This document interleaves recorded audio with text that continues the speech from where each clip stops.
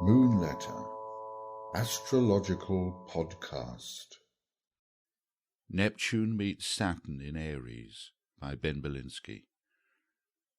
What happens when Saturn and Neptune are conjunct? It feels like a marriage between two incompatible partners. Saturn is the responsible one, dealing with the bills and the repairs and all the legal stuff, while Neptune is the escapist, happy to Netflix and chill with a couple of beers or a glass or two of wine. How can this marriage work? A conjunction between Saturn and Neptune is not such a rare event by celestial standards. It takes place every 36 years. You see, Saturn's orbit of 29.5 years means that it's in a sign for about 30 months, while Neptune's orbit of 163 years means it's in a sign for about 13 to 14 years. Interestingly, when Neptune was discovered in September 1846, it was actually in a close conjunction with Saturn. We can say that Neptune needed Saturn's energy to ground it, to make it substantial enough to allow us to find it among all the points of light in the night sky. But we have to remember that Neptune and Saturn will be making their next conjunction in Aries, not only the first sign of the zodiac, but the first degree of the first sign. Is this significant? You betcha. When the Sun moves from Pisces to Aries, it's the spring equinox, in the northern hemisphere at least. It's a time of new growth, new energy. While Pisces bears the legacy of all the previous 11 signs, Aries is a new beginning, and the first degree of Aries is the beginning of the beginning, the spark that ignites it all. Folk born with the Sun in Aries are typically leaders, pioneering and competitive. On the downside, they can be impulsive, impatient, and combative. When Saturn is in Aries, things are a bit more restrained. Saturn takes the responsibilities of leadership seriously. It can act as a bit of a brake on new projects, as it wants to make sure that the groundwork has been done. In the worst cases, Saturn can squash Aries' go-getter approach to life. Neptune has been in its own sign of Pisces since 2011, and its influence on the world seems to have been an obsession with image and appearance rather than substance. When a reality TV host or a journalist can become a powerful politician, when power consists in the ability to manipulate the media to make people believe false narratives, when public relations is used to whitewash corruption. And now Neptune is about to move out of the comfort zone of its ruling sign into the sign of Aries, which it will share for 30 months with the planet Saturn. Let's look at some possible scenarios. On the downside, Neptune in conjunction with Saturn can play the role of the deceiver, the purveyor of glitz and glamour, acting to dissolve Saturn's ability to see things as they are. On the other hand, Saturn can act to suppress Neptune's visionary qualities, or to deny or invalidate Neptune's creativity, or to belittle its spiritual connection. We can see this in the corporate world, where the creatives running on Neptune's elixir of imagination can be suppressed by Saturn's risk-averse bean counters, who are only concerned with the bottom line.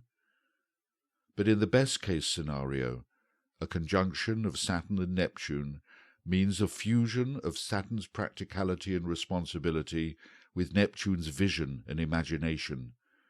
The result is the ability to make dreams real. It can also allow one to achieve goals by the type of subtle strategy as described in Sun Tzu's Art of War. Aries is the sign of leadership, and with Saturn and Neptune heading towards a conjunction in this sign, leadership is the focus. Saturn is very aware of the responsibility of the leadership role. Neptune asks its leaders to have compassion and to work with spiritual values and an awareness of the karmic consequences of any action. As I mentioned, this would be the best-case scenario. Saturn will be travelling through Aries until April 2028, while Neptune will be there till 2039. This will primarily impact those born with Sun, Moon, Ascendant, or other significant configurations in Aries. Saturn should get Aries to slow down a bit and allow some cracks in the world's busy agenda for Neptune's imaginative and spiritual insights to emerge. Those born with Saturn in Aries, born April 1996 to March 1999, will be going through their first Saturn return and should come out of that with stronger focus and a greater sense of direction in life, maybe even begin to develop their leadership qualities. The previous generation with Saturn in Aries, born March 1967 to April 1969, will be going into their second Saturn return, and having slowed down somewhat with the years, should find themselves in better control of when to accelerate and when to brake. Those born with Saturn in Libra will be experiencing Saturn opposite their natal sign. Those born between October 2009 and October 2012 will be teenagers experiencing their first half-Saturn return, working out their relationship with authority. Those in their midlife, born between September 1980 and August 1983, will have a chance to revisit and clear many outstanding issues that they faced while coming into maturity. And those born between November 1950 and October 1953 will be in their 70s and should have got their act together. According to Confucius, folk at this age are now able to follow the dictates of their own hearts without overstepping the boundary of what is right. For those born with Neptune in Libra, 1942 to 1957, Neptune will be opposing its natal position, and they will be going through their half-Neptune return. Neptune in Libra is renowned for bringing a certain dreamy idealism, typified by the peace and love values of the late 60s. This generation are already finding their values challenged by developing world events. Saturn will be in Aries till April 2028, when it will move into Taurus, while Neptune will finish its crossing of Aries and move into Taurus in 2039.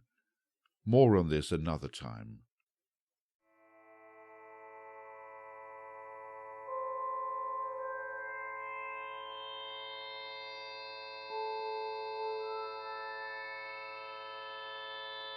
And for more astrological and spiritual musings, check out moonletter.co.uk.